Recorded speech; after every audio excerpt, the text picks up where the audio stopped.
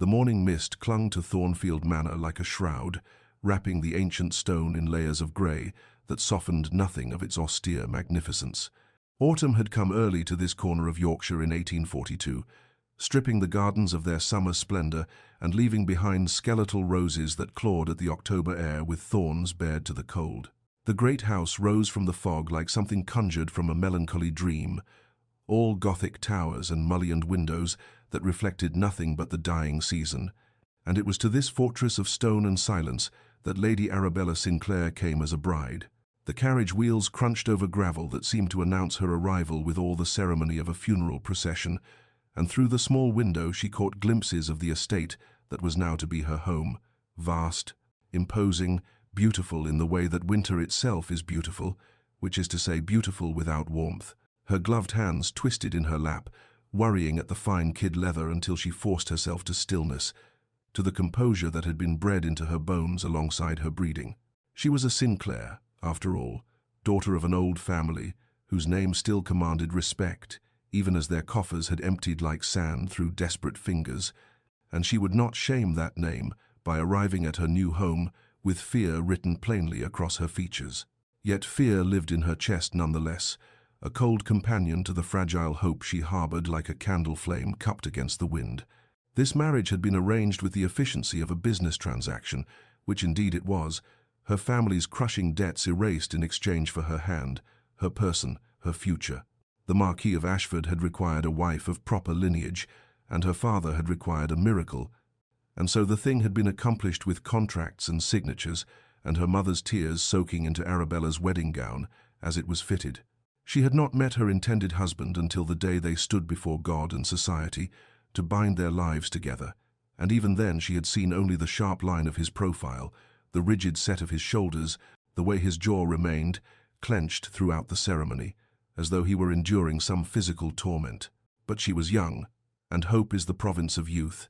and as the carriage drew to a halt before the great entrance of Thornfield Manor,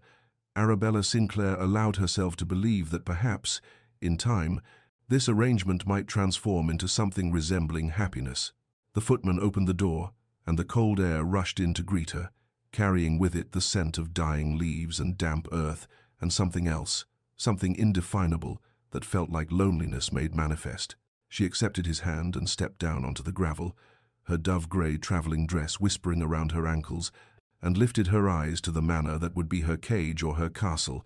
depending entirely upon the mercy of the man who now owned her future. The great doors stood closed against her, dark oak banded with iron, and as she moved toward them with careful, measured steps, she felt the weight of watching eyes from the windows above, felt herself assessed and found wanting before she had even crossed the threshold, and understood, with a clarity that pierced her heart, that whatever hope she carried would need to be a resilient thing indeed to survive in this place of stone and shadow. But before our lover's fate is revealed, subscribe so you never miss a chapter of romance and scandal, and tell us in the comments, where are you watching from? Now, let's begin. The great hall of Thornfield Manor stretched before her like a cathedral built to worship cold propriety, all soaring ceilings and dark paneling that swallowed the weak afternoon light, filtering through windows, set too high to offer any glimpse of comfort or sky. Arabella stood just inside the entrance, her travelling cloak still damp from the mist, and it was there that she saw him for the second time in her life. Julian Ashford, Marquis of Ashford, master of this domain, and now master of her fate, standing at the far end of the hall with his back to her, as though her arrival merited no more attention than the delivery of the morning post. He was tall, she noted again as she had noted at their wedding, with the kind of aristocratic bearing that seemed bred into the very bones, shoulders broad beneath the perfect cut of his coat,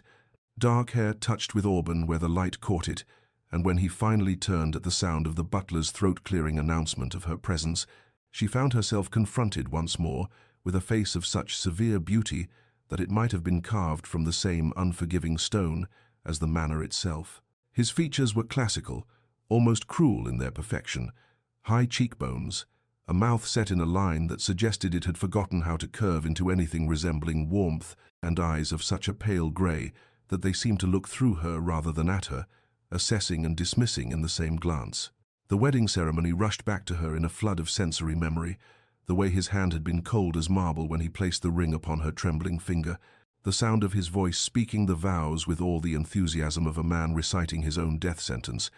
the absolute absence of any softness in his expression as he had lifted her veil and pressed his lips to hers in a kiss that held no promise, no tenderness, only obligation discharged. She had trembled through the entire ceremony, her hands shaking so badly that her bouquet of white roses had scattered petals across the church floor like snow or tears, and he had not once met her eyes with anything resembling kindness or even simple human acknowledgement. Now, standing in his hall, she waited for him to speak, to welcome her, to offer even the barest courtesy that one might extend to a stranger seeking shelter, but instead he turned to the butler and said, in a voice of such cultivated disinterest that it cut more deeply than any insult,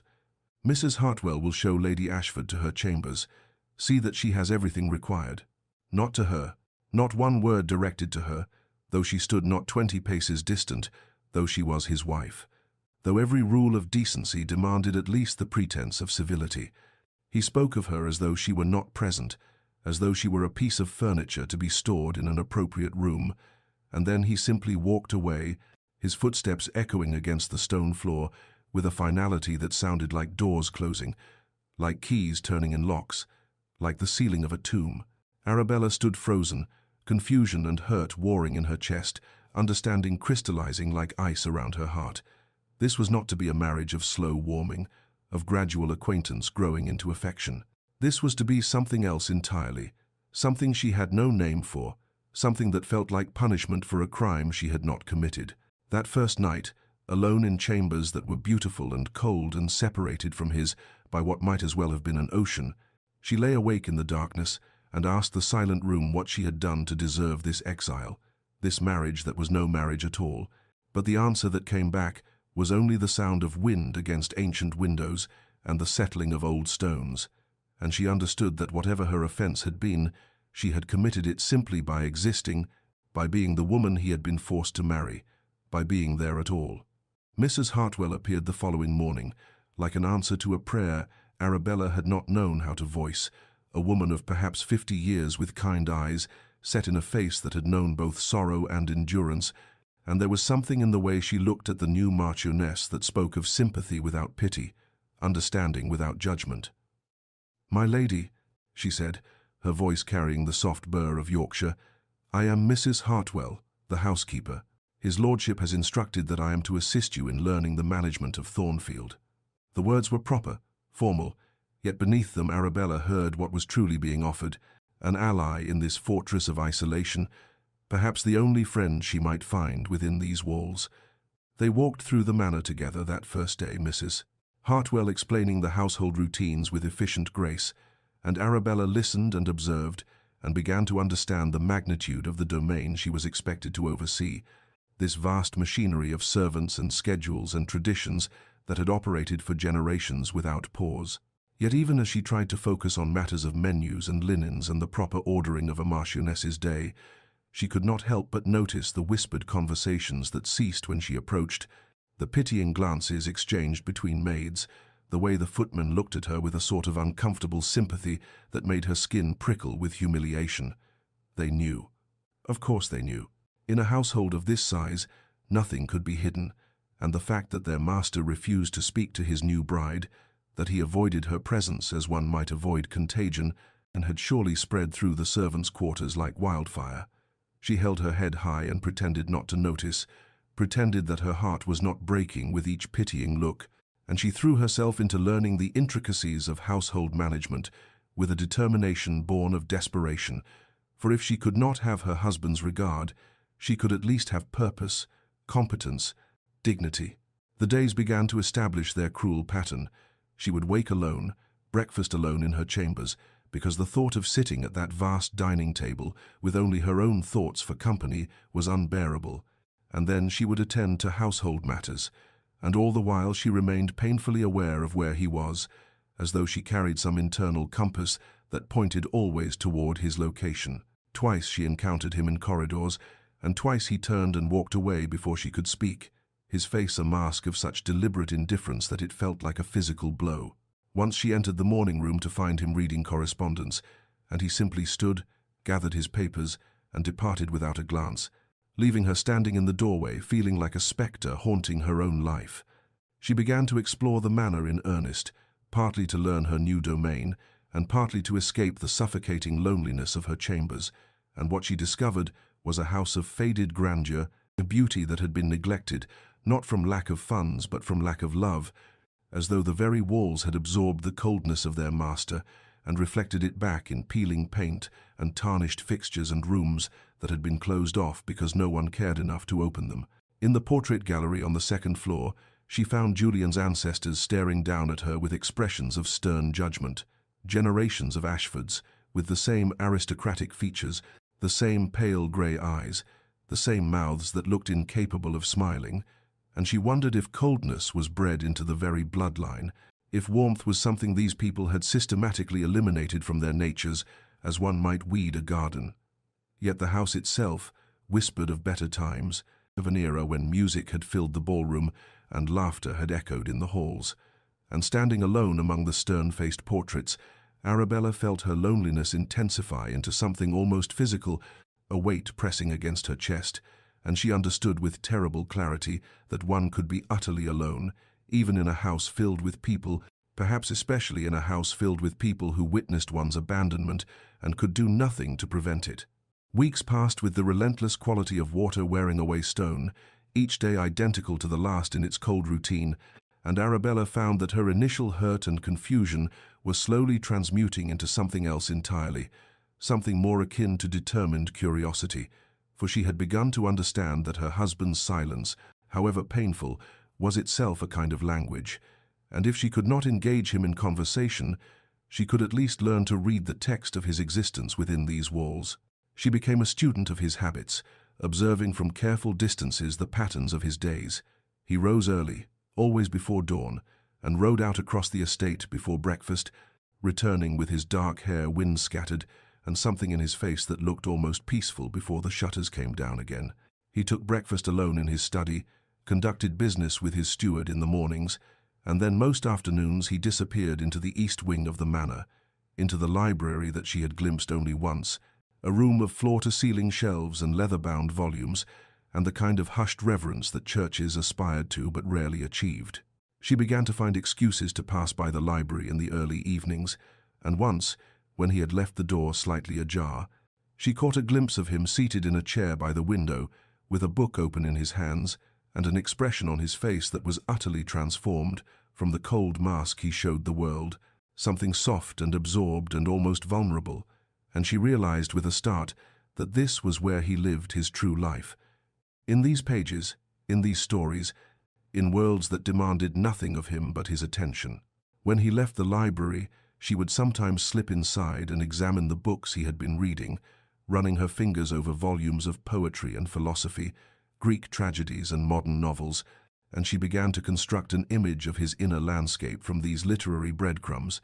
He favored stories of honor and betrayal, of duty conflicting with desire, of noble souls trapped in impossible circumstances,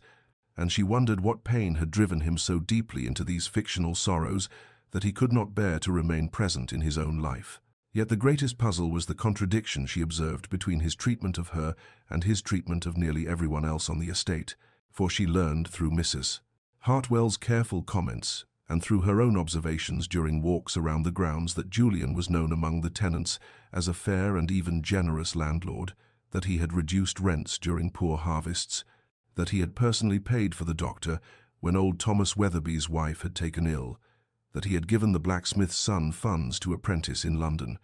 She watched from her window one afternoon as he stopped to speak with a tenant farmer, saw him dismount and crouch down to speak to the man's small daughter, saw something in his face that was almost a smile when the child presented him with a handful of wildflowers,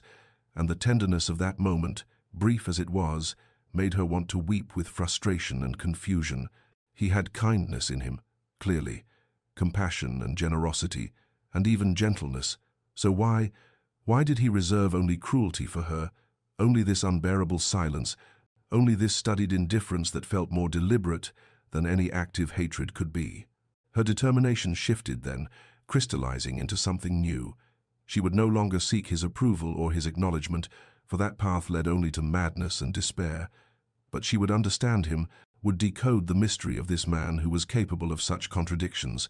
and perhaps, in understanding, would come either acceptance or the strength to endure what could not be changed, and perhaps, though she barely dared admit this even to herself, perhaps in understanding him, she might find the key to reaching him, to breaching whatever walls he had built around his heart, though what she would do with such a key, if she ever found it, remained a question she could not yet answer. Understanding, Arabella began to realize, was not the same as surrender, and if she could not breach the walls her husband had built around himself through direct assault, perhaps she might instead offer small tokens that would signal her willingness to meet him in the territory of his choosing, in that realm of literature and beauty where he seemed most himself, most at peace, most human. She began leaving books in the library, volumes she selected with great care from the shelves after studying his preferences, a first edition of Wordsworth's poems when she noticed his tendency toward the romantics, a new translation of Dante that she ordered specially from London, a slim volume of Shakespeare's sonnets that she placed on the reading table by the window where he always sat, each gift anonymous, unsigned, a quiet offering that asked for nothing in return. She took to tending the winter roses in the garden along the path he rode each morning, coaxing the hardy blooms through the early cold, pruning and mulching with her own gloved hands despite Mrs. Hartwell's protests that such work was beneath a marchioness, and there was something deeply satisfying in the simple physicality of the labor, in nurturing these stubborn flowers that refused to yield to winter's harshness, and she wondered if perhaps she was cultivating her own stubbornness as much as theirs, her own refusal to wither under the frost of his indifference. One morning she heard his voice as she worked behind the garden wall, speaking to Thomas the groundskeeper with more animation than she had ever heard from him, and her hands stilled on the rosebush as she listened. "The winter roses are particularly fine this year, Thomas. Your work in the gardens has been exemplary." The groundskeeper's response carried equal parts pride and honesty. "Cannot take credit for the roses, my lord. That would be her ladyship's doing. She's out here most mornings, tending them herself." A long silence followed, so extended that Arabella held her breath, and when Julian finally spoke again, his voice had changed, become quieter, though whether with displeasure or something else she could not determine. "I see. That is most dedicated of her." Hope flared in her chest like a candle suddenly shielded from wind, bright and warm and almost painful in its intensity, and for the rest of that day she moved through her duties with a lightness that felt foreign after weeks of heaviness, permitting herself to imagine that perhaps her small gestures were not invisible after all, that perhaps somewhere beneath his armor of silence he was aware of her efforts, perhaps even touched by them. But the following morning he passed the rose garden without pausing, without so much as a glance in her direction, and in the library that evening she found the books she had left precisely where she had placed them, their spines uncracked, their pages clearly unread, and the hope that had burned so bright guttered and died, leaving behind only the familiar ache of rejection. That night she sat at her writing desk and composed a letter to her sister Margaret, the only person in the world to whom she could speak the truth of her circumstances. "Dearest Meg, I find myself in the peculiar position of being married yet more alone than I have ever been in my life. He will not speak to me. He will not look at me. I am a ghost in my own house, and some days I wonder if I shall simply fade away entirely from the sheer weight of being unseen."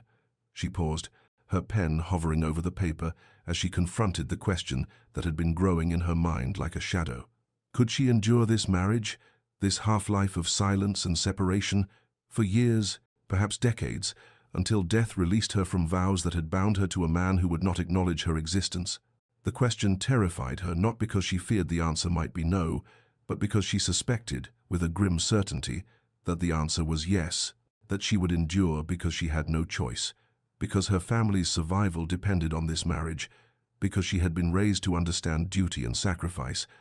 and because somewhere in the depths of her heart, despite everything, she still harbored a foolish, stubborn hope that things might somehow change. She finished the letter, sealed it, and then sat in the darkness of her chamber, with her hands folded in her lap, and made herself a promise. She would not break, would not beg, would not debase herself by pleading for scraps of attention from a man who had made his feelings, or lack thereof, abundantly clear, and if she must live this life of elegant imprisonment, she would do so with dignity and tact, with her spine straight and her head high, and she would find purpose and meaning in the work of the estate and in service to those who depended upon Thornfield, even if she could never find love within its cold walls. 3 months had passed since Arabella had arrived at Thornfield Manor, 3 months of silence and separation that had settled into a rhythm as predictable as it was painful, when winter arrived in earnest with a violence that seemed to mirror something wild and desperate in her own heart, and on a day when the sky hung low and heavy with the promise of snow, she walked out into the gardens without proper cloak or bonnet, driven by a restlessness she could not name, a need to feel something other than the numbness that had become her constant companion. The rain began as she reached the rose garden, not the gentle misting rain of autumn, but a cold, driving deluge that soaked through her thin day dress within moments, and still she stood there among her winter roses, tilting her face to the sky, as if the water might wash away the accumulated sorrow of these months. And by the time she returned to the manor, she was shivering so violently that Mrs. Hartwell cried out in alarm and immediately summoned the doctor, for even Arabella could recognize that the cold had penetrated deep into her bones, settling there with an ominous heaviness. The fever came that night, raging through her with a ferocity that left her insensible, lost in dreams that twisted the reality of her waking life into even more nightmarish shapes, and through the haze of her illness, she was dimly aware of Mrs. Hartwell's worried face, of the doctor's grave pronouncements, of the servants moving quietly through her chamber with cool cloths and medicinal draughts. What she did not know, could not know in her fevered state, was that Julian had been informed of her illness within an hour of the doctor's arrival, and that his reaction, witnessed only by his valet Henderson, had been a sight remarkable enough that Henderson would speak of it in whispered tones to Mrs. Hartwell. The Marquis had gone white as death itself, and had gripped the back of his chair with such force that his knuckles stood out stark against his skin, and had demanded to know every detail of her condition with an urgency that bordered on violence. Mrs. Hartwell, who had served the Ashford family for 30 years and had learned to read the subtle signs of emotion beneath aristocratic restraint, noticed that his lordship took to pacing the corridor outside Arabella's chamber in the evenings, noticed that he questioned her extensively about the Marchioness's condition each morning, and noticed the barely concealed anxiety in his eyes when she reported that the fever had not yet broken. On the 3rd night of Arabella's illness, when the crisis was at its peak, and the doctor had admitted with grim honesty that the outcome remained uncertain, Mrs. Hartwell emerged from the sick room near midnight to find Julian standing in the darkened corridor like a sentinel, still dressed in his evening clothes, his face haggard in the candlelight, and though he said nothing, his presence spoke volumes that his silence had previously denied. It was then, with Arabella's life hanging in the balance behind that closed door, that Julian spoke his first words about his wife to anyone other than in the most impersonal terms, and though his voice was quiet, almost strangled, the words carried a weight that made Mrs. Hartwell's eyes sting with sudden tears. "See that she has everything she needs, Mrs. Hartwell, everything. Spare no expense. Bring specialists from London if necessary. Whatever she requires to recover, it shall be provided." And then, after a pause in which something seemed to break behind his carefully maintained facade, "She must recover. Do you understand? She must." Mrs. Hartwell understood, perhaps better than Julian himself understood in that moment, and she returned to her patient with renewed determination, and whether through the doctor's skill, or the strength of Arabella's own constitution, or perhaps through the sheer force of Julian's desperate, unspoken will, the fever broke at dawn on the 4th day, and Arabella woke weak but clear-headed to find Mrs. Hartwell weeping with relief beside her bed, and outside in the corridor, unbeknownst to her, Julian finally allowed himself to return to his own chambers, his vigil ended, his secret kept. The crack in his armor carefully concealed once more beneath the stone mask, he showed the world. Recovery came slowly to Arabella, measured in careful steps from bed to chair, from chair to window, from window to the hallway beyond. And in those quiet days of convalescence, she found herself possessed by a curious clarity, as though the fever had burned away something more than illness, had purged from her the desperate need for Julian's acknowledgement that had colored her first months at Thornfield Manor, and what emerged from the ashes of that fever was a woman who understood, perhaps for the first time, that she could not spend her life waiting for a man to grant her permission to exist, to matter, to find purpose within these walls that had become her prison and her home. When she was strong enough to resume her duties, she did so with a subtle but profound shift in her bearing, no longer arranging her days around the possibility of encountering Julian, no longer timing her visits to the library or the gardens in hopes of crossing his path, and instead she turned her full attention to the estate itself, to the tenants and servants and land that constituted the true heart of Thornfield, and in doing so discovered that she possessed talents and inclinations she had never before had opportunity to develop. Mrs. Hartwell noticed the change immediately, remarked upon it to Henderson one afternoon in the servants' hall. "Her ladyship has come into her own, I think. There's a strength in her now that wasn't there before." And indeed, Arabella moved through the manor with new purpose, consulting with the steward about improvements needed to tenant cottages, ordering repairs to roofs that had been neglected, ensuring that the elderly widow Parsons received additional coal for her hearth, and that the blacksmith's youngest son, who showed promise with letters, received primers and instruction. She established a small school in one of the unused estate buildings, teaching the tenant children herself on Tuesday and Thursday afternoons, and there was something deeply satisfying in watching young minds grasp new concepts, in being genuinely needed and appreciated, in building something good from the wreckage of her romantic hopes. What Arabella did not know, could not see, was that Julian observed these transformations from a distance, standing at his study window as she walked with the steward across the south fields, lingering in the corridor when she met with Mrs. Hartwell to discuss household matters, and in his chest there grew a feeling that he could not name, would not name, a mixture of admiration and something deeper, something that terrified him precisely because it echoed feelings he had sworn never to permit himself again. He watched her one cold March afternoon from the library window as she sat in the refurbished schoolroom, surrounded by tenant children, her face animated as she guided small fingers across slate boards, and unbidden there came to his mind the image of another woman, years ago, Clarissa with her calculated smiles and mercenary heart, who had played at loving him for his title and fortune while sharing her true affections with a penniless officer, and the memory of that betrayal rose up like bile, bitter and corrosive, a reminder of why he had built these walls, why he had chosen silence and distance as his armor against future pain. Yet even as the old wound ached, he could not deny the evidence before his eyes. Arabella was nothing like Clarissa, possessed none of that calculated artifice, and her kindness to those who could offer her nothing in return, her dedication to work that brought her no advantage, spoke to a character fundamentally at odds with the mercenary creature who had shattered his ability to trust. And this recognition filled him with a conflict so profound that he turned from the window, pressed his palm against the cold glass, and whispered words he had not permitted himself in months. "What have I done?" "Have word." The Dowager Marchioness arrived at Thornfield Manor on a bright April morning without prior notice, sweeping through the entrance hall with the imperious confidence of one who had been mistress here for 30 years before relinquishing the role, and Arabella, summoned hastily from her morning correspondence, felt her stomach tighten with apprehension as she descended the stairs to greet the formidable woman who had attended her wedding with an expression of barely concealed disapproval. Lady Catherine Ashford possessed the same aristocratic features as her son, softened only slightly by age, and her sharp grey eyes assessed Arabella with a thoroughness that made the younger woman feel as though every inadequacy were being catalogued and noted. Yet Arabella met that scrutiny with the composure she had learned during these difficult months,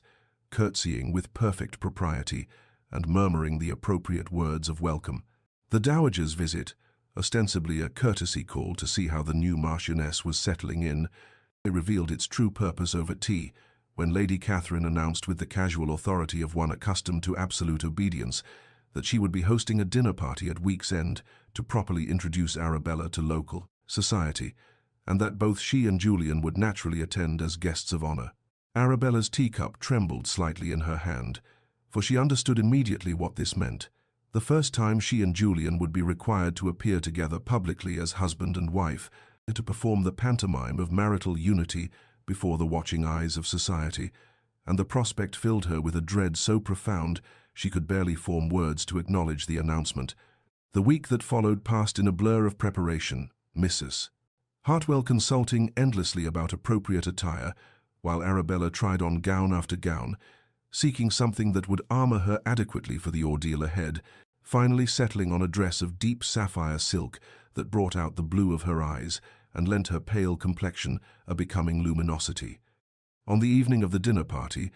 as her lady's maid arranged her hair in an elaborate style that left her neck bare and vulnerable, Arabella studied her reflection in the mirror and barely recognized the woman who looked back, for despite the elegant gown and carefully arranged curls, her eyes held a wariness that no amount of powder and paint could disguise, the expression of one preparing for battle rather than a social gathering. The Dowager's London townhouse blazed with light as their separate carriages arrived, and Arabella felt Julian's presence before she saw him, that familiar tension that always accompanied their proximity, and when he emerged from his carriage and their eyes met across the torchlit courtyard, she witnessed something remarkable. He looked at her, truly looked at her, for the first time in 4 months, and in his dark eyes she saw surprise, admiration, and something that might have been regret flicker across his features before his customary mask descended once more. Inside, the dinner was an exercise in excruciating formality, with Arabella seated at Julian's side, so close that his sleeve occasionally brushed her bare arm and sent unwelcome shivers through her body, and she navigated the evening with desperate grace, smiling at appropriate moments, conversing intelligently with the gentleman to her left, all while hyper-aware of Julian's brooding silence beside her. It was Lady Imogen Hertford, a beautiful blonde whom Arabella vaguely remembered from her wedding, who delivered the cut that made the evening's true nature clear, remarking in a voice pitched to carry, "How charming that the Marquis has finally decided to acknowledge his little bride in public, though one wonders what has changed after months of such pointed neglect." And though Arabella maintained her composure, kept her expression serene, she saw Julian's jaw tighten, saw his hand clench around his wine-glass with such force that she feared the crystal might shatter, and for one breathless moment she thought he might actually speak, might defend her against the barely veiled mockery, but instead he remained silent as stone, and Arabella felt something inside her chest crack just a little further, even as she smiled and raised her own glass, as if she had not heard the cruelty beneath Lady Imogen's honeyed words. The carriage ride back to Thornfield Manor passed in suffocating silence, with Arabella and Julian occupying opposite corners of the compartment, as though the space between them were filled with something toxic and untouchable, and she kept her gaze fixed firmly on the darkened window, watching the night-shrouded countryside blur past, while her mind replayed Lady Imogen's cruel remarks, and the worse cruelty of Julian's continued silence in the face of them, and by the time they arrived at the manor, she felt hollowed out, emptied of everything except a bone-deep exhaustion that had nothing to do with the late hour. She descended from the carriage without waiting for assistance, gathered her skirts, and moved toward the entrance with mechanical precision, wanting only to reach the sanctuary of her chambers, where she might finally remove the mask of composure she had worn throughout that interminable evening. But as she crossed the threshold into the great hall, she became aware of footsteps behind her, Julian's distinctive stride, and she paused despite herself, her heart beginning a treacherous acceleration even as she warned it against hope. He stopped perhaps 3 paces behind her, close enough that she could hear his breathing, and the silence stretched between them heavy with words unspoken, weighted with 4 months of accumulated longing and pain and unacknowledged connection, and Arabella waited, her back still turned, her hands clasped so tightly before her that her knuckles whitened, and she thought perhaps this would be the moment, that Lady Imogen's public cruelty had finally penetrated the armor he wore so ruthlessly that he might speak, might offer some word of explanation or comfort or simple acknowledgement of what she had endured tonight on his behalf. She heard him draw breath as if to speak, heard the slight shift of his weight, and slowly, giving him time, she turned to face him, and what she saw in his face made her own breath catch, and struggle written in every line of his features, his dark eyes burning with something that looked almost like anguish, his jaw working as though words fought to escape against terrible restraint, and she waited, silent and still, offering him the space to cross the chasm that yawned between them, every fiber of her being focused on that moment of potential transformation. But even as she watched, even as hope began its fatal bloom in her chest, she saw the shutters descend once more, saw his expression close and harden,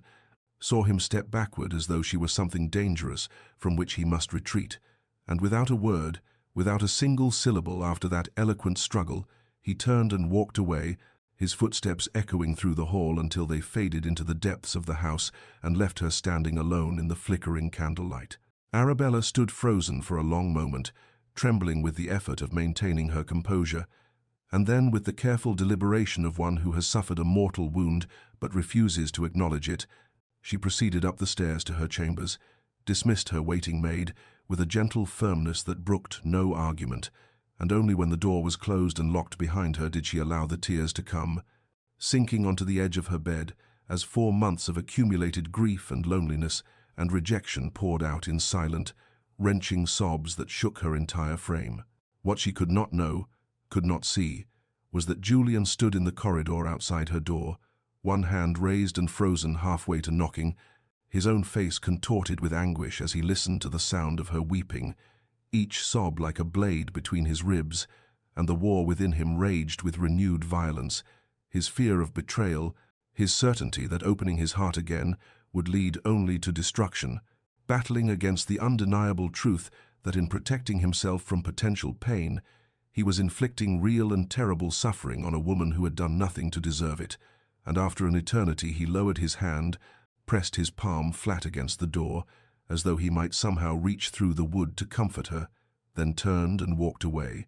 leaving her to cry alone while he retreated to his study and the decanter of brandy that offered the only solace he would permit himself. The weeks that followed the disastrous dinner party brought with them the transformation of spring, and as May arrived at Thornfield Manor, the estate seemed to awaken from its long winter slumber, the gardens exploding with colour, the air warming and filling with the scent of apple blossoms and fresh-turned earth, and something in Arabella transformed as well, for the pain of that night when Julian had once again chosen silence over connection,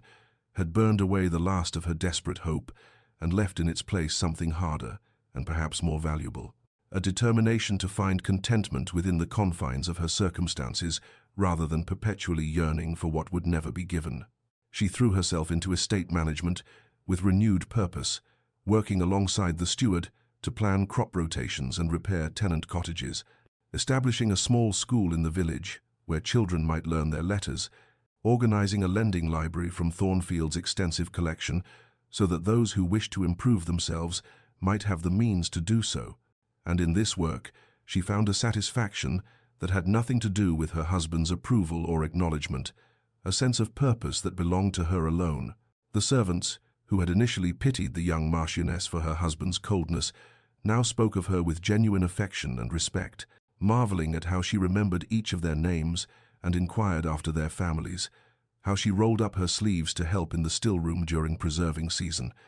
how she sat up all night with the head groom's wife when the woman laboured to bring her first child into the world, and Mrs. Hartwell remarked to the butler that they had not had such a true lady of the manor since the old Marquis's grandmother, a woman legendary for her kindness and capability. What Arabella did not know, could not see, was that Julian observed all of this from an ever-decreasing distance, his surveillance of her activities becoming almost obsessive in its intensity, and where once he had avoided any room she occupied,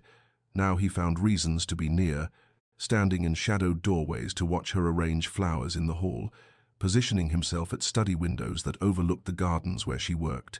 riding out to inspect the very tenant farms she had just visited so that he might hear the families speak of her generosity and genuine care for their welfare, and with each observation, the architecture of protection he had built around his heart developed new cracks, new points of vulnerability. She had stopped looking for him, he realized with something approaching panic, stopped turning her head when he entered a room, stopped positioning herself where they might accidentally encounter one another, and this absence of seeking unnerved him profoundly, for he had grown accustomed to her hopeful glances, her careful attempts at proximity, and now that she had withdrawn that attention, he discovered that he missed it with an intensity that bordered on physical pain. Her independence both attracted and frightened him. This woman who had arrived at Thornfield 5 months ago with apprehension in her eyes and desperation in her circumstances, who had endured his calculated cruelty with dignity, and who had now somehow transcended her need for him even while remaining trapped within their marriage. and Julian found himself in the peculiar position of having achieved exactly what he thought he wanted. A wife who expected nothing from him and who had ceased to hope for his affection, only to discover that this victory tasted of ashes and brought him no peace whatsoever, for the control he had sought through silence was slipping through his fingers like water, and he was left grasping at nothing, while she moved through Thornfield like a beacon of light that illuminated everything except the darkness in which he had chosen to dwell. It was an afternoon in late May when Arabella entered the East Wing Library, seeking a specific volume on estate management that Mrs. Hartwell had mentioned. The room flooded with golden light that streamed through the tall windows and illuminated the thousands of leather-bound spines that lined the walls from floor to ceiling, and as she searched the upper shelves near Julian's customary reading chair, she noticed a slim volume that had been misshelved, wedged behind a row of larger books, as though someone had hidden it there deliberately or perhaps thrust it away in a moment of pain. And when she pulled it free, several letters fell from between its pages, fluttering to the floor like wounded birds, their paper yellowed with age, and their ink faded but still legible in the slanting afternoon light. She should not have read them, she knew this, even as she knelt to gather them, knew that these were private correspondence not meant for her eyes, but something in the elaborate feminine handwriting caught her attention. The way certain words seemed to leap from the page with calculated cruelty, and before she could stop herself she was reading, her hands beginning to tremble as the contents revealed themselves with devastating clarity. Letters from a woman named Clarissa, written in a tone of such manipulative sweetness laced with contempt that Arabella felt her stomach turn, references to dear Julian's devotion and how easy it is to secure his affection when one knows his weaknesses, mentions of another man, someone referred to only as my true love, and a final letter dated 3 years prior that spoke with breathtaking callousness about how she had extracted what value I could from the engagement before the scandal had broken and the arrangement had been dissolved. Arabella read each letter twice, her mind racing to connect these revelations with the man who had punished her with silence for 5 months, and suddenly his behavior took on an entirely different character, transformed from incomprehensible cruelty into the desperate self-protection of someone who had been publicly humiliated and betrayed, who had offered his heart and had it crushed with calculated precision, who had been used as a means to an end by someone he had trusted completely, and her own heart, which had hardened somewhat over the past months out of sheer necessity, softened entirely as she imagined Julian younger and more open, perhaps even tender, discovering that the woman he had planned to marry had loved another all along, had used him for his title and position while mocking him in private correspondence. She sat for a long time on the library floor, with those poisonous letters spread around her, understanding flooding through her like light through a prism, illuminating all the small moments of the past 5 months. His struggle outside her door after the dinner party, his vigil during her illness, the way his jaw had tightened when Lady Imogen had made her cruel remarks, and she realized that every instance of his silence had been not an attack upon her but a defense against her, a wall built to prevent the repetition of devastation, and while this did not excuse the pain he had caused her, it explained it, rendered it comprehensible, transformed him from monster into wounded creature. She gathered the letters with careful hands, placed them back exactly as she had found them, returned the volume to its hiding place behind the larger books, and left the library with a heart that felt simultaneously heavier and lighter, burdened with new knowledge but freed from the terrible not knowing that had haunted her, and she resolved in that moment that she would not confront him with this discovery, would not force him to acknowledge what he had clearly tried to bury, but would instead continue as she had been patient, present, waiting for the day when he might find the courage to lower his defenses and risk vulnerability again. For she understood now that his silence was not about her unworthiness, but about his fear, and that fear could only be overcome by time and consistent proof that she was not Clarissa, that her heart held no deception, that her commitment to their marriage was real and unshakable, regardless of the circumstances that had forged it. Julian Ashford stood at the window of his private study in the hours before dawn, unable to sleep, as had become his wretched custom, watching the estate grounds emerge slowly from darkness, as grey light crept across the lawns and gardens that Arabella had transformed with her careful attention, and he pressed his forehead against the cool glass, as though the chill might somehow quiet the tumult that raged perpetually within him. This daily torture of wanting desperately to speak to his wife while remaining paralyzed by a fear so profound it had become the governing force of his existence. 5 months now he had maintained his silence, 5 months of observing her from shadows and doorways, cataloguing every kindness she showed to servants and tenants, every moment of grace under the weight of his cruelty. And with each observation, the architecture of his defenses grew more unstable, threatening to collapse entirely and leave him exposed to the very vulnerability he had sworn never to experience again. The memories rose unbidden as they always did in these dark hours.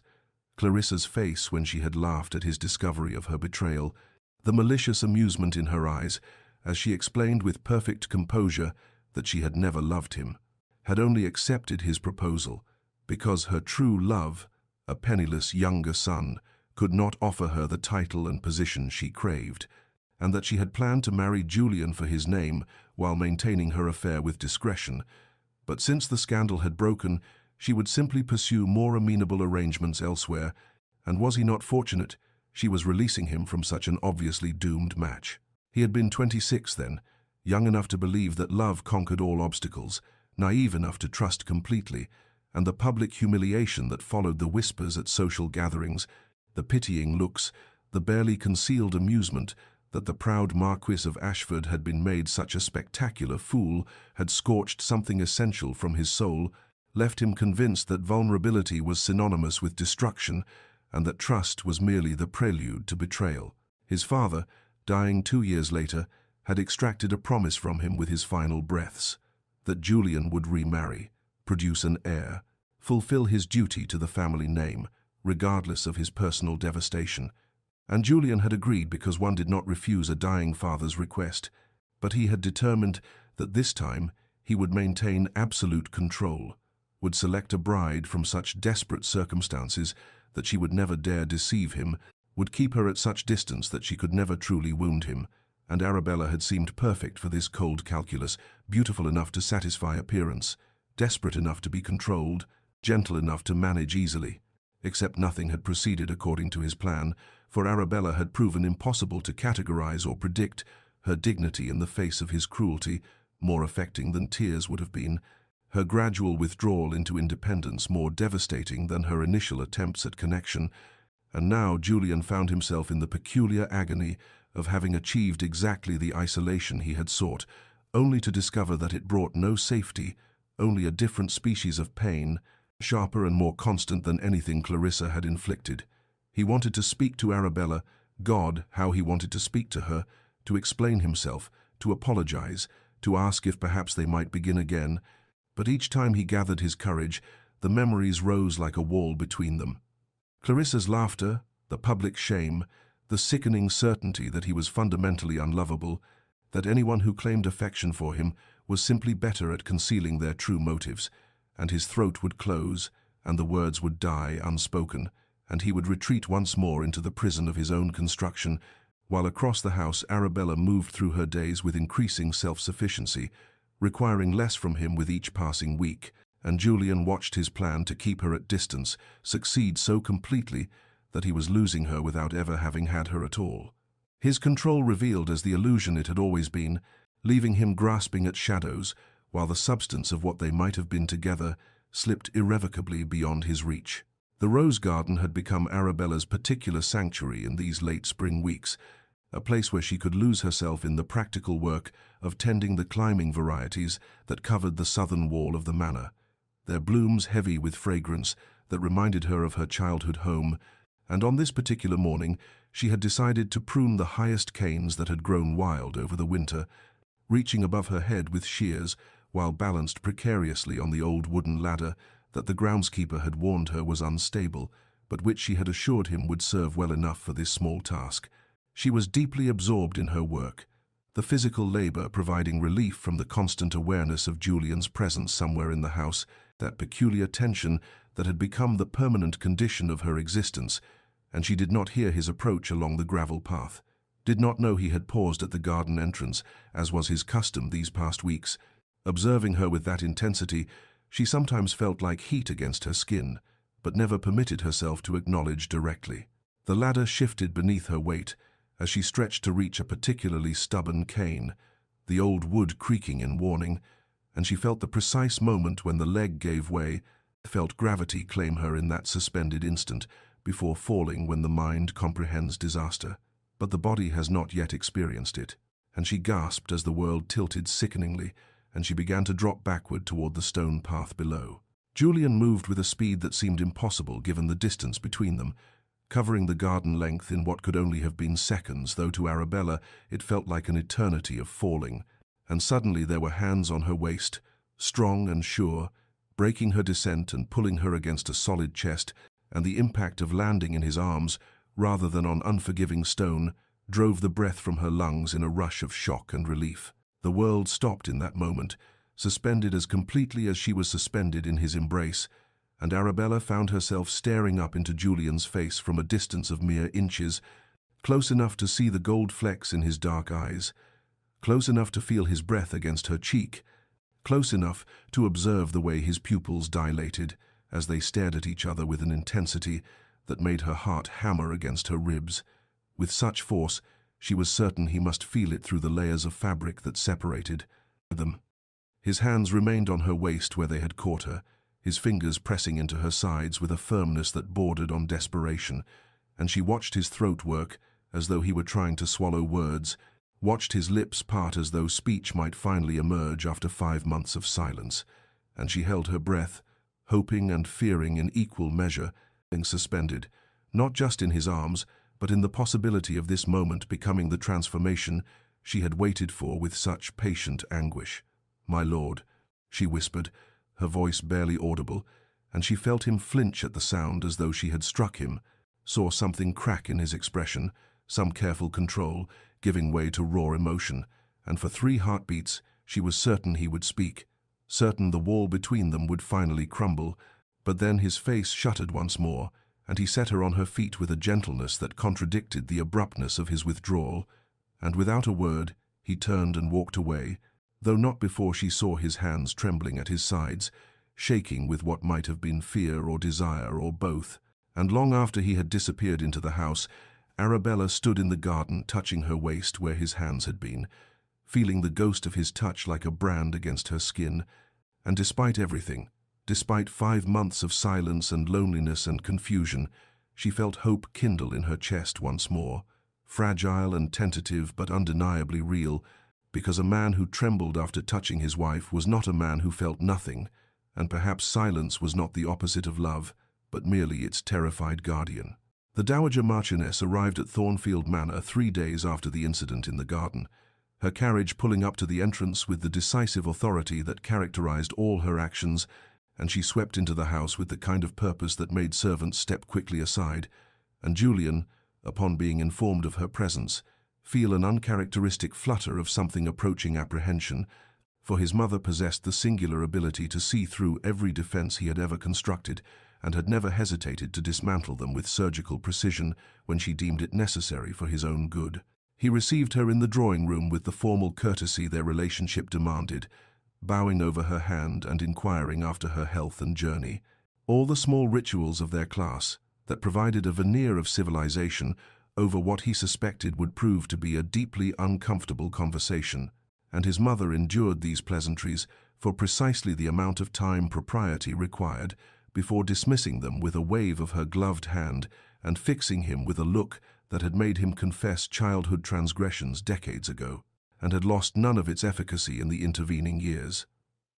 "Sit down, Julian," she commanded, not requested, and he found himself obeying despite being the master of this house, and no longer a boy to be ordered about,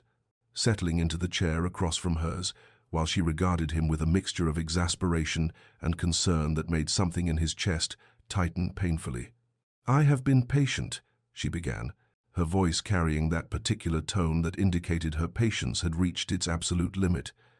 "I have waited for you to come to your senses, to recognize what is plainly obvious to everyone in this county, except apparently yourself, but I can wait no longer, because that girl upstairs, your wife, in case you have forgotten, is being destroyed by your cruelty, and I will not stand by and watch you repeat the mistakes that nearly ruined you once before." Julian felt anger flare hot and immediate, the automatic defense against anyone who dared broach the subject of Clarissa, but his mother continued before he could marshal his objections, leaning forward in her chair with an intensity that pinned him in place.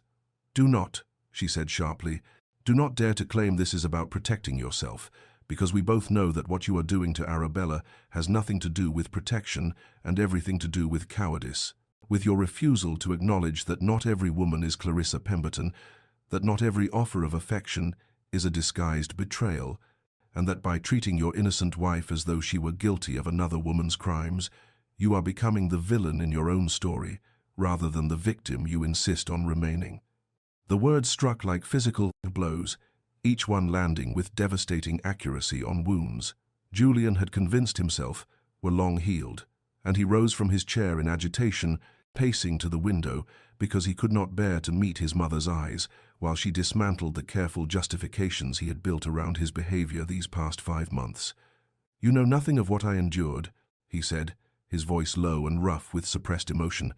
"The humiliation, the public mockery, the certainty that I was fool enough to believe in love only to discover it was elaborate manipulation, and I cannot endure that again." His mother rose as well, crossing to stand beside him at the window,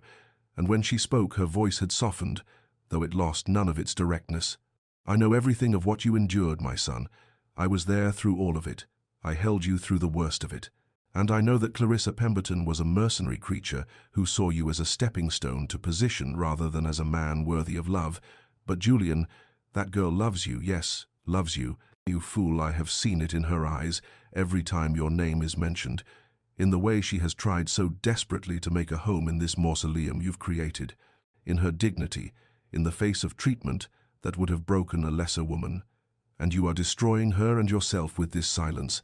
this distance, this stubborn refusal to see that Arabella is not Clarissa and never could be." Julian turned to face his mother fully, and she must have seen something in his expression, some crack in the armor,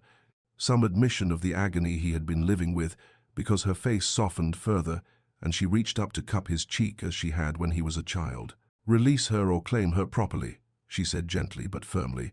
"but do not continue this halfway existence where you are married but not married, where you observe her from shadows while denying yourself and her any chance at the happiness you both deserve. Because, my darling boy, you are not being fool again by trusting Arabella. You are being fool right now by refusing to trust her, by letting Clarissa win even though she has been gone from your life for years, by choosing fear over the possibility of love." And with those words hanging in the air between them, the Dowager Marchioness left the room, left her son standing at the window, with his carefully constructed defenses crumbling around him, and the terrible, wonderful possibility taking root that perhaps his mother was right, that perhaps he had been destroying the very thing he most wanted by trying so desperately to protect himself from wounds that Arabella had never intended to inflict. And for the first time in 5 months, Julian allowed himself to consider that his silence might not be protection at all, but merely another form of betrayal, this time of a woman who deserved so much better than the ghost of a husband he had given her. The letter arrived on a morning that marked precisely 6 months since Arabella had crossed the threshold of Thornfield Manor as its new Marchioness. 6 months since she had last heard her husband speak directly to her. 6 months of silence and observation, and the peculiar half-life of being married yet utterly alone. And when Mrs. Hartwell brought the black-bordered envelope to the morning room, where Arabella was reviewing household accounts, something in the housekeeper's expression prepared her for devastation, even before she broke the seal with trembling fingers and read the words that confirmed her father had passed away peacefully in his sleep 3 days prior, and that her presence was requested at home, though it was no longer truly home, was it? For she had been sold away to save the very estate where her father now lay awaiting burial, for the funeral arrangements and the settling of his affairs. She sat very still after reading, the letter resting in her lap while the words blurred before her eyes, and she felt a curious numbness spread through her limbs, as though her body were protecting her from the full weight of grief by rendering her incapable of feeling anything at all. Though beneath that numbness, she was aware of a deeper pain waiting to crash over her like a wave, and the knowledge that her father had died without seeing her again after that terrible day when he had wept and begged her forgiveness for arranging her marriage to a man who had proven himself capable of such sustained cruelty, and she had assured him it would be well, that she would make it well, a promise she had failed to keep through no fault of her own, but which now sat like ashes in her mouth. Mrs. Hartwell summoned her maid without being asked, and within the hour, Arabella was directing the packing of her traveling trunk with the efficient detachment that had become her armor against all the disappointments of her married life, and she sent word through a footman to inform the Marquis that she would be departing for her family estate within 2 hours and expected to be gone for a fortnight, maintaining, even now, the fiction that they communicated through intermediaries rather than acknowledging the brutal reality that her husband refused to speak to her at all, and she felt a distant contempt for herself that even in grief she could not bring herself to simply walk to wherever he was in this vast house and tell him directly, could not break the pattern they had established, because to do so would be to admit how thoroughly abnormal their arrangement was, how completely she had failed to forge any true connection with the man whose name she bore. The coach was being prepared in the circular drive when Julian emerged from his study and inquired of a passing servant why there was such activity, and when told that the Marchioness was departing for a family funeral, something happened to his face that made the young footman take an involuntary step backward, some combination of shock and horror and what might have been anguish, and without a word, Julian strode through the house with a speed that sent servants scattering, taking the stairs 2 at a time to reach the entrance hall, just as Arabella was descending with her travelling cloak already fastened, and her bonnet ribbons tied beneath her chin, and for the first time in 6 months they stood in the same space and looked directly at each other. Truly looked, and Julian felt the full force of what his mother had tried to make him understand, come crashing down upon him, because Arabella's face was pale with grief, her eyes red-rimmed from crying she had done in private, and the thought of her leaving, of the house empty of her presence, of losing even the distant awareness of her moving through rooms he avoided, filled him with a panic so acute it was nearly physical pain, and he knew with sudden terrible clarity that somewhere in these 6 months of observing her from shadows, of watching her transform his cold house into something resembling a home, of witnessing her kindness and dignity and quiet strength, he had begun to need her in ways he had sworn he would never need anyone again, and the possibility of her gone felt like losing something essential he had not known he possessed until faced with its absence. Julian moved without conscious thought, his body propelling him forward before his mind could construct the familiar defenses that had kept him silent for half a year. And he was through the entrance and down the steps before the footman could even open the coach door, his hand raised in a gesture that halted the driver mid-motion and brought a confused stillness to the assembled servants who had never seen their master emerge from the house with such obvious agitation, such complete abandonment of the rigid control that had characterized every moment of his existence, since Clarissa Pemberton had taught him that vulnerability was merely another word for foolishness, and when Arabella appeared in the coach doorway, surprise flickering across features already drawn with grief, Julian found himself suddenly, terribly bereft of words. All the speeches his mother's confrontation had inspired, dying unuttered in his throat, because how could he possibly explain 6 months of cruelty in the space of moments? How could he make her understand that his silence had never been about her unworthiness, but about his own cowardice? And so he simply stood there looking up at her while she looked down at him, and the tableau held for a heartbeat. 2, 3. The entirety of their strange, sad marriage, compressed into this single suspended moment where everything and nothing might change depending on what happened next. Arabella descended from the coach with careful dignity, her travelling dress black in mourning, her face pale as marble, and just as composed,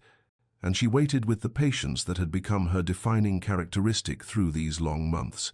waited for him to speak or step aside, or do whatever it was he intended by stopping her departure,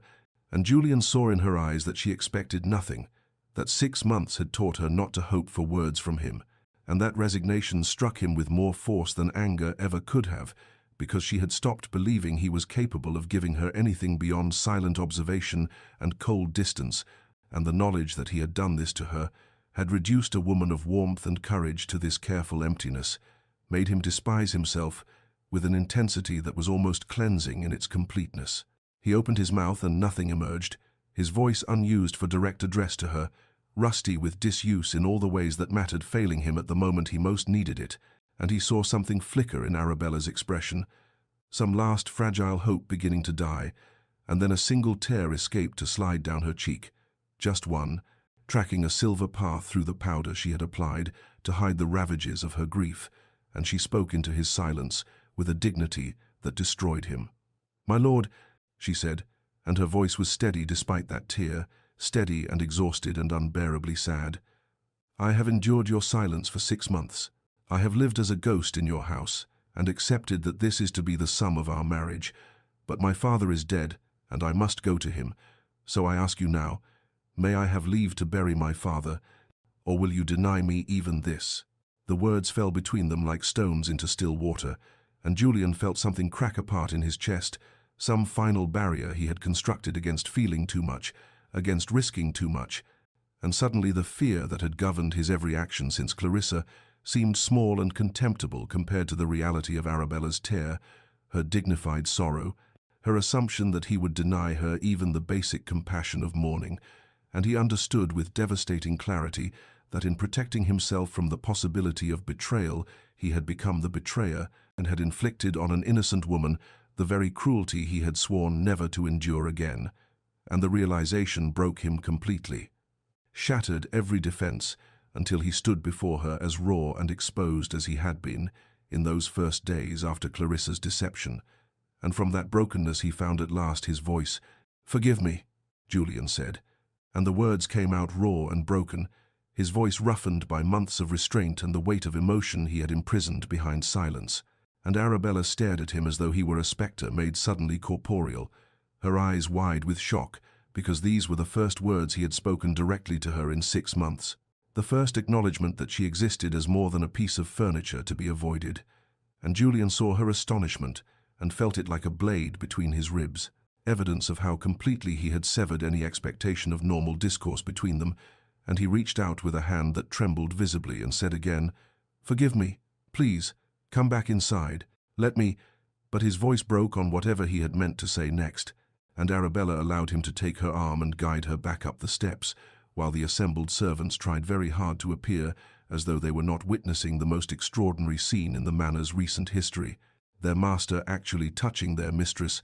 actually speaking to her. And Julian led her not to any of the formal receiving rooms, but to the small drawing room that adjoined the library, the room where he sometimes sat in the evenings with a book and a glass of brandy, his private sanctuary into which he had never invited anyone, and he settled her carefully onto the settee, as though she might shatter from rough handling, and then he stood before her and seemed to struggle with where to begin. How to explain 6 months of cruelty to a woman whose only crime had been accepting a marriage proposal that would save her family from ruin? "I had a prior engagement," he began, his voice still rough but gaining strength through use, and he saw Arabella's expression shift from shock to careful attention. "Before my father died, before you, there was a woman named Clarissa Pemberton, and I believed—" He paused, swallowed hard against the bitterness that still rose whenever he thought of those days. "I believed she loved me for myself, that our marriage would be built on genuine affection rather than the mercenary arrangements so common to our class. But I was a fool, blinded by my own arrogance and her considerable talents for deception, because while I was planning our future, she was conducting an affair with a cavalry officer, and she married me for the title with every intention of continuing her liaison, once the ring was safely on her finger." He watched Arabella's face as he spoke. He saw understanding begin to dawn there, along with something that might have been pity, and he could not bear her pity, though he knew he deserved nothing better. And he continued,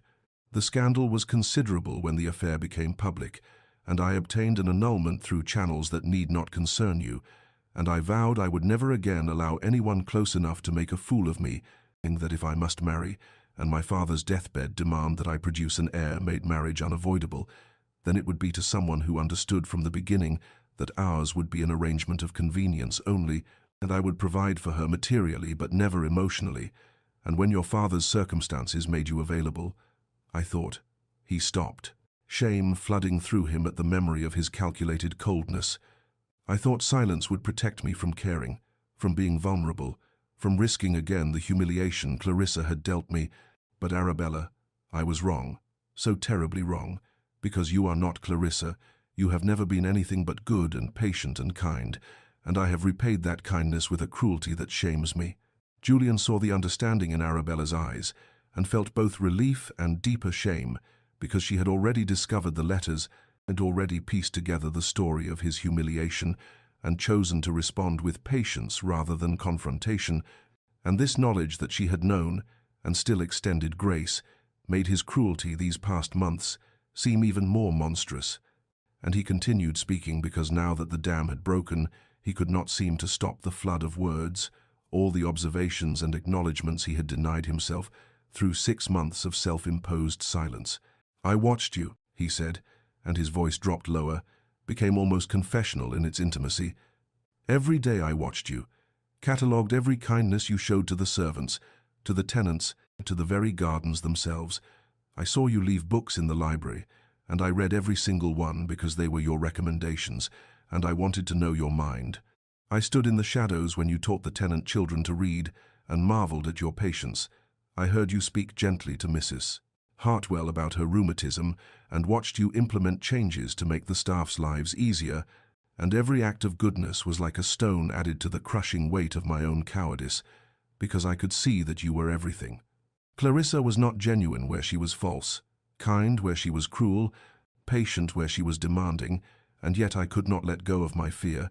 could not risk believing that you might be what you appeared to be, because Clarissa had appeared genuine too until she wasn't, and I thought if I just maintained distance, maintained silence, I could protect myself from ever being vulnerable again." He moved to the window, unable to meet her eyes as he made his next admission, his reflection in the glass, showing him a man who looked haggard and older than his years, worn down by the effort of sustaining cruelty against his own inclinations. "But I was not a victim in this, Arabella. I was a coward, because you gave me no reason to distrust you, no cause to treat you as I did. And I knew it even as I continued my silence, knew that I was punishing you for another woman's sins, using you as a shield against feeling anything that might make me vulnerable. And the truth is that my silence was never about protecting myself from you. It was about protecting myself, from the knowledge that I wanted to speak to you, wanted to know you, wanted to be the husband you deserved, instead of the ghost I had become." He turned back to face her, and the afternoon light through the window cast his features in sharp relief, showing every line of anguish and regret that marked his face. "You deserved a husband, and I gave you a ghost, gave you silence and coldness and a house to manage, but no partnership, no companionship, none of the things that make a marriage bearable, let alone happy, and I have no right to ask anything of you after 6 months of such treatment, but I am asking anyway because I am selfish enough to want a chance at redemption, even if I have not earned it." He crossed to where she sat and knelt before her, this proud Marquis who had held himself so rigidly apart, and he took her hands in his with a gentleness that contradicted 6 months of studied coldness. "Let me accompany you to your father's funeral," he said, and his voice carried both plea and promise. "Let me stand beside you as a husband should. Let me support you through this grief, as I failed to support you through every day that preceded it. And when we return, let me begin again. Let me court you as I should have from the beginning. Let me earn what I tried to take without giving anything in return. Because, Arabella, I want to be the man you deserve, and I am finally ready to try." The journey to Arabella's family home began in silence, but it was a different silence than the one that had characterized their marriage these 6 months, for this silence held possibility rather than rejection, anticipation rather than despair. And as the carriage rolled through the countryside, with Julian sitting across from her rather than refusing to share the space at all, Arabella found herself stealing glances at her husband, as though seeing him for the first time, this man who had finally spoken, finally explained, finally asked for a chance to begin again. Julian caught her looking once, and instead of turning away as he would have done even yesterday, he held her gaze and said quietly, "Tell me about your father." And so she did, the words coming haltingly at first because she had grown so accustomed to silence, but gradually gaining fluency, as Julian listened with an attention so complete it felt like a physical presence, and she spoke of her father's kindness, his struggles after her mother's death, the series of poor investments that had brought their family to the brink of ruin, and the guilt he had carried at having to marry her to the silent Marquis to save them all from debtor's prison. "He wrote to me," she said, her voice catching. "Every week," he wrote, asking if I was happy, and I could never bring myself to tell him the truth, because it would have broken his heart to know that his salvation had purchased my loneliness. And Julian's expression showed such pain at this revelation that Arabella reached across the space between them without thinking and touched his hand. A gesture that made him go absolutely still before his fingers slowly curled around hers, their first voluntary touch, their first moment of connection freely chosen. They spoke for hours as the landscape changed outside the carriage windows, Julian sharing his own history in greater detail now that the dam of silence had broken, telling her of his childhood in the vast manor, with parents who showed more affection to their hunting dogs than to their son, of the loneliness that had driven him to books and solitary pursuits, and of how Clarissa had seemed like a miracle because she had appeared to want him rather than his title. And Arabella understood then that they were both wounded creatures, both carrying scars that made trust difficult, and perhaps that understanding could be the foundation of something real. The funeral was small and somber, held in the village church where Arabella had been christened, and Julian stood beside her throughout with a steadiness that she had never expected from him, his hand at her elbow, and his presence a bulwark against the weight of grief. And when her younger sister Margaret threw herself into Arabella's arms, weeping, Julian quietly ensured that the girl had a handkerchief and a moment of privacy with her sister, demonstrating a thoughtfulness that made Arabella's heart turn over in her chest. Afterward, when they returned to her family's modest home, so different from Thornfield Manor's grandeur, Julian met her surviving family members with a courtesy that held no condescension, and when he learned the extent of their continued financial struggles despite the marriage settlement, he immediately made arrangements for additional support, not as charity but as family obligation, speaking to Arabella's uncle with a respect that made the older man's eyes shine with grateful tears. The journey back to Thornfield began 2 days later, and this time when they settled into the carriage, Julian sat beside her rather than across from her, their shoulders touching through the layers of traveling clothes, and somewhere in the middle of the second day's travel, Arabella found herself leaning against him in exhaustion, and Julian's arm came around her shoulders, tentative at first, then more firmly when she did not pull away, and she fell asleep to the steady rhythm of his heartbeat, and woke to find him watching her with an expression of such tender wonder that she felt heat rise to her cheeks. They spoke of lighter things on this return journey, books they had both read, opinions on estate management, small observations about the passing scenery, building gradually toward the intimacy that should have begun 6 months ago. And when Arabella laughed at something Julian said about a particularly pompous neighbor, his face transformed completely, the rigid coldness melting into a smile that made him look years younger and impossibly handsome, and she realized with a start that she had never seen him smile before, not once in 6 months of marriage. As the carriage finally rolled up the drive to Thornfield Manor in the late afternoon light, the familiar building looked different to Arabella, less imposing, and more like a home that might someday be filled with warmth rather than silence. And when Julian handed her down from the carriage, he did not immediately release her hand, but instead held it while he looked up at the manor's facade and then back to her face. And he said with visible nervousness, "May I call upon you tomorrow? Properly, I mean, as a gentleman calls upon a lady he hopes to court, because I realize we have done everything backward and I should like to try to do at least something in the correct order."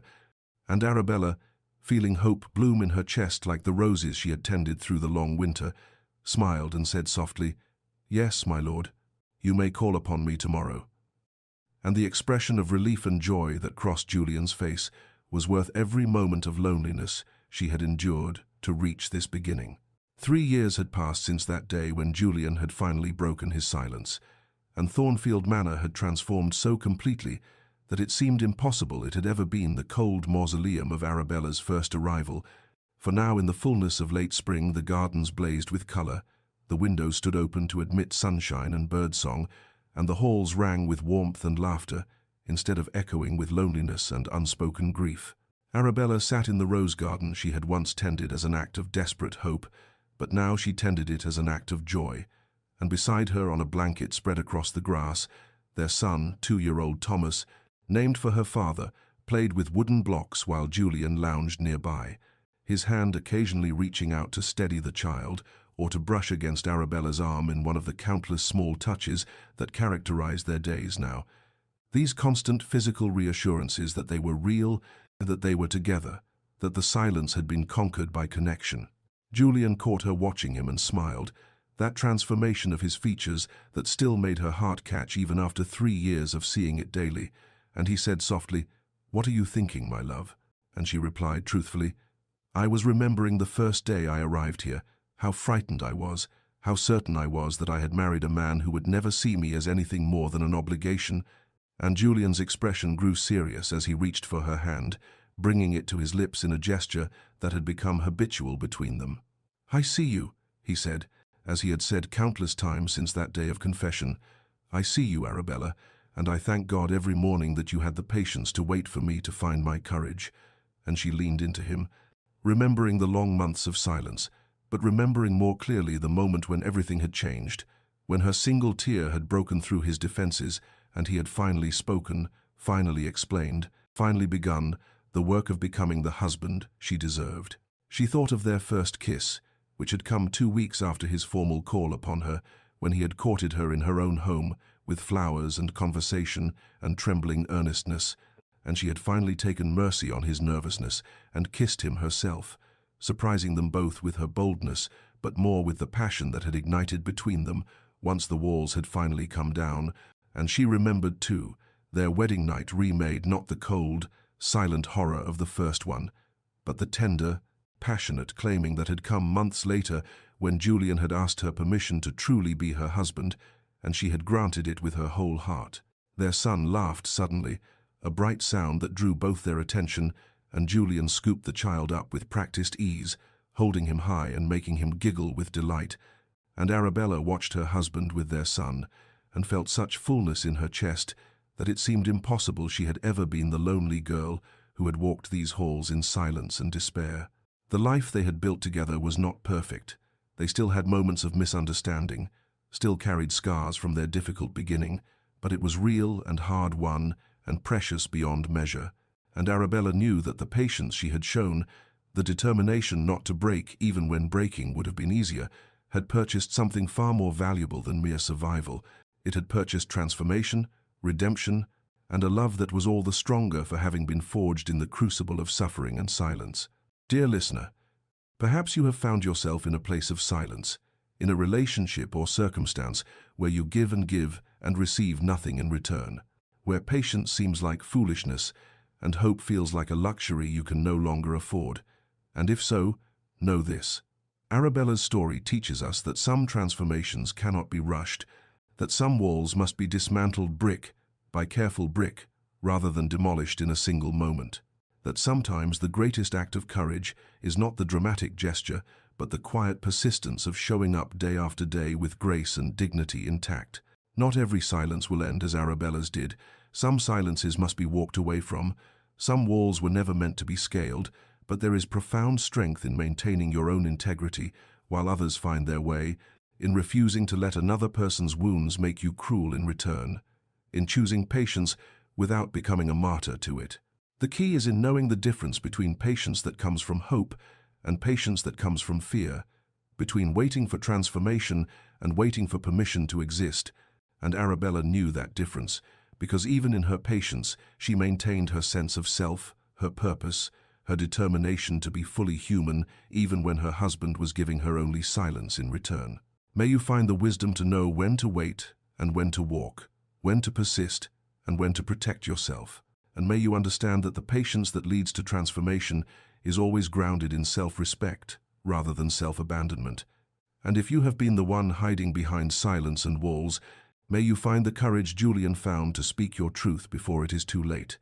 to risk vulnerability before the cost of protection becomes higher than the cost of openness, to understand that the person waiting for you on the other side of your fear might be exactly the person worth being brave for. This story comes to you from love, laughter, and happily ever after, where we believe in the power of patience, the possibility of transformation, and the enduring truth that sometimes the greatest love stories are not about love at first sight, but about love that grows slowly in the darkness until it is finally strong enough to withstand the light. If this story has touched your heart, subscribe to join our community of believers in second chances,